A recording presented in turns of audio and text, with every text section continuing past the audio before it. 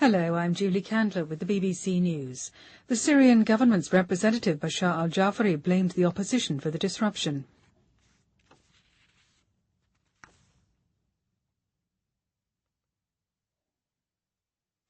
The United Nations has called a temporary halt to talks aimed at ending the war in Syria. The UN envoy Staffan de Mistura insisted the effort to negotiate a settlement in Geneva hadn't failed and would resume on the 25th of February, but he said more work needed to be done. One of the Syrian opposition negotiators, Basma Khotmani, criticised what she called the heavy airstrikes that Russia had launched even as the talks were meant to be taking place, and said there needed to be a more robust response. We were confident because we had received written assurances from Washington that coming to Geneva was a meaningful, the hope was there, that there was enough hope for us to come over and really engage in good faith. Okay. And that is really what happened. And we are very, very surprised that today we only have statements in response. So we hope to see something more than that. The Syrian government's representative blamed the opposition for the disruption. France has accused President Assad and his allies, including Russia, of torpedoing the Syrian peace talks. The United States has also criticized Russia, saying its airstrikes against civilian targets were hindering the peace process. The U.S. State Department spokesman is John Kirby. We call on Russia to focus their military energy in Syria on Daesh, a common enemy to the entire international community, and not on the opposition or on innocent civilians. The U.S. Republican presidential contender Donald Trump has accused his rival Ted Cruz of cheating his way to victory in the Iowa caucuses. In a tweet, Mr. Trump accused Mr. Cruz of fraud and called for a rerun. He was referring to an email from Cruz's campaign staff which implied his Republican rival Ben Carson was about to withdraw and that his supporters should be urged to vote for Mr. Cruz instead. The German Chancellor Angela Merkel has pressed the start button on an experimental reactor designed to create clean energy through nuclear fusion. A small amount of hydrogen gas was held in a magnetic cage and superheated with microwaves.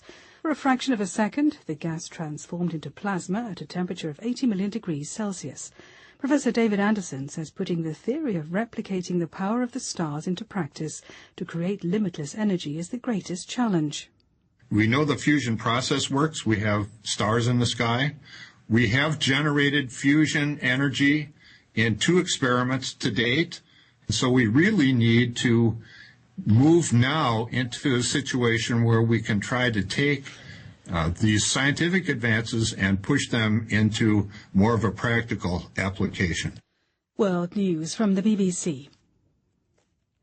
A Libyan intelligence official has told the BBC that commanders from the Islamic State group have moved to the country from Syria and Iraq in recent months.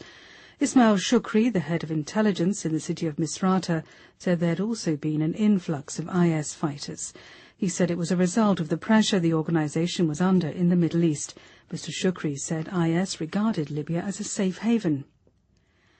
A judge in the American state of Pennsylvania has ruled that the comedian Bill Cosby can stand trial on charges of sexual assault. Judge Stephen O'Neill dismissed claims by Mr. Cosby's lawyers that he had been granted immunity from prosecution by a former district attorney a decade ago. The case will now move to a preliminary hearing in which prosecutors will have to demonstrate that they have enough evidence. Bill Cosby is accused of assaulting the woman at his home in 2004. James Cook reports.